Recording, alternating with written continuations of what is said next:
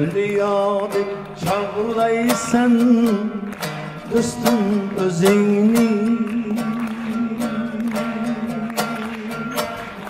boshqalarga sanchiysan nashtar so'zingni.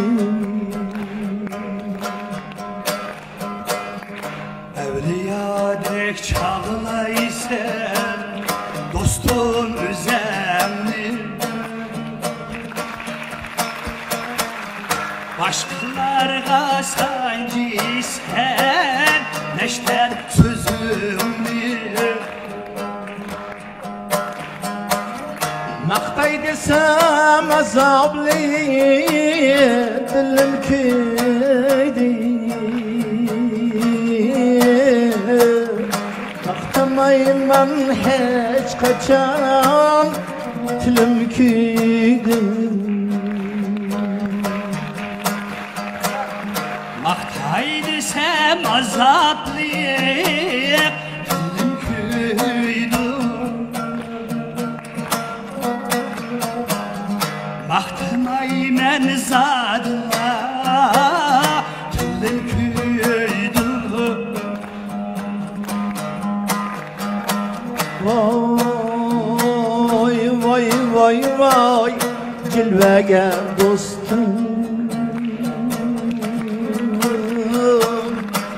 Vay vay vay vay Deliger dostum. yaşay.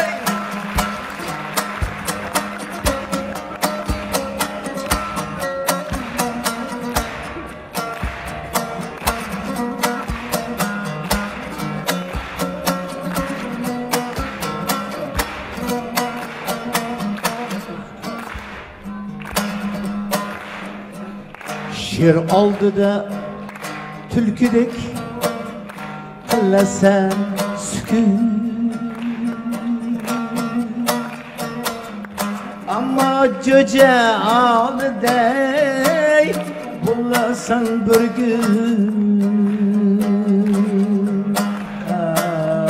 Şir oldida tulkidek qilasan sukut,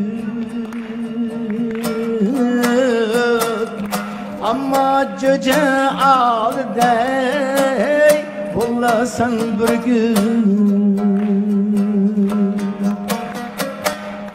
Chuvin qo'nsag'ing shiysan kaltakdek sajin, shundaylardan bizlarni saqla Allohim.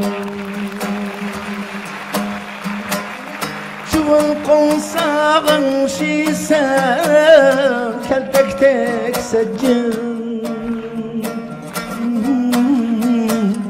shundaylardan bizlarni saqla Allohim.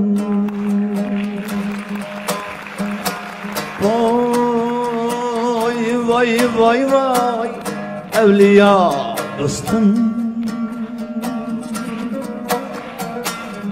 vay vay vay vay elveda dostum. Vay vay vay vay evliya dostum. Vay vay vay vay elveda dostum. Elveda dostum, elveda dostum.